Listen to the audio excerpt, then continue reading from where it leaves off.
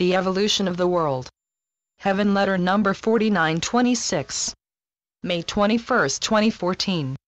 You are vital and important to the world. Your giving is more important than your receiving. Yes, I say that very clearly without doubt. This is not to say that you are not to receive. This is to say, receiving is not enough. Whatever boons you receive, give out so that others have the benefit as well. You may not yet quite be clued in that everything you receive comes from me. And everything that I give to you is not the end of the story, for everyone is one, and you are part of a chain that reaches out beyond yourself. You are not the end of the cycle. There is a further step. Remember oneness. You expand yourself as you share. As you share, you receive more. Do not abscond yourself from sharing. Sharing is natural. If you receive a pound of candy, you don't have to give it all away. The fact is that in sharing, you gain. It is not always easy for my children to understand this principle of sharing.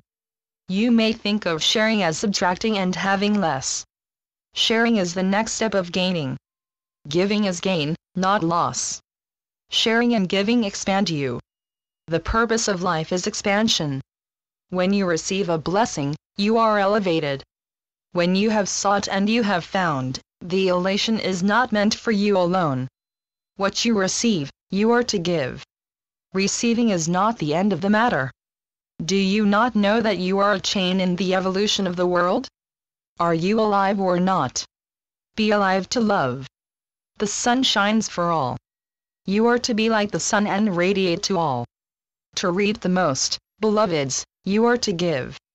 A farmer sows the seeds. He throws them away. He throws, and sows the seed. Certainly, he was not given the seeds to keep to himself.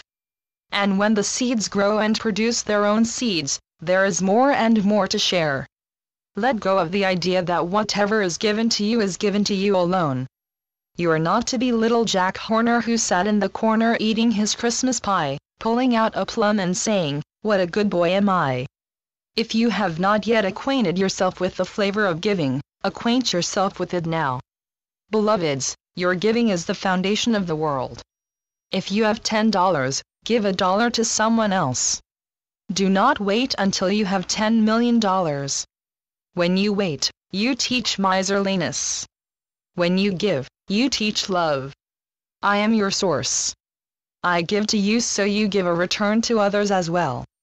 I am like the school teacher who hands you sheets of paper, not for you to keep, but for you to pass on to the class. You take your piece of paper and share the rest. The same is true of answers you receive in life. You do not force feed anyone. No one has to listen to you, and yet you share, and so you refill your heart and, likely, your coffers too. What are my words here for but to share?